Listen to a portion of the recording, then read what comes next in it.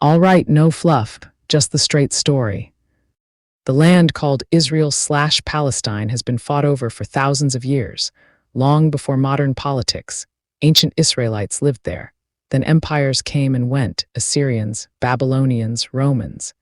And after the Romans crushed a Jewish revolt around 70 CE and later in 135 CE, many Jews were scattered across the world, the diaspora, while others stayed.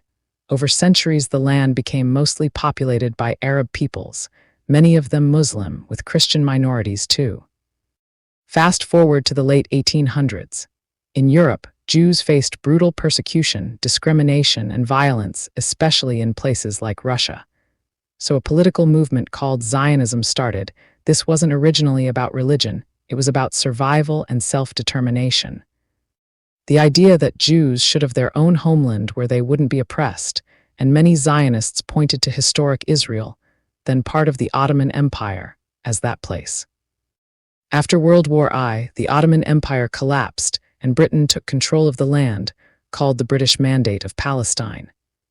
And in 1917, Britain issued the Balfour Declaration, supporting a national home for the Jewish people. There, which kicked tensions into high gear because the Arab population already living there also wanted self-determination. Jewish immigration increased, especially as Jews fled rising anti-Semitism and later the Holocaust under Nazi Germany. And this led to growing conflict between Jewish and Arab communities on the ground. In 1947, the United Nations proposed splitting the land into two states, one Jewish, one Arab. Jews accepted it, Arab leaders rejected it, and in 1948, Israel declared independence. Immediately, neighboring Arab countries invaded, war broke out, Israel survived and expanded beyond the UN plan. And hundreds of thousands of Palestinians were displaced or fled. This is called the Nakba catastrophe by Palestinians. Since then, there have been multiple wars, occupations, uprisings, and ongoing conflict over land, rights, and statehood, especially in places like the West Bank and Gaza. Now, what Zionist means, at its core, it means supporting the existence of a Jewish homeland in Israel. But today, it's a loaded word. Some use it in a basic national sense: Israel has a right to exist. Others tie it to specific political policies, including controversial ones like settlement expansion or control over Palestinian territories, so depending on who's speaking, it can mean very different things. And is it God's religion? No, Zionism is not a religion.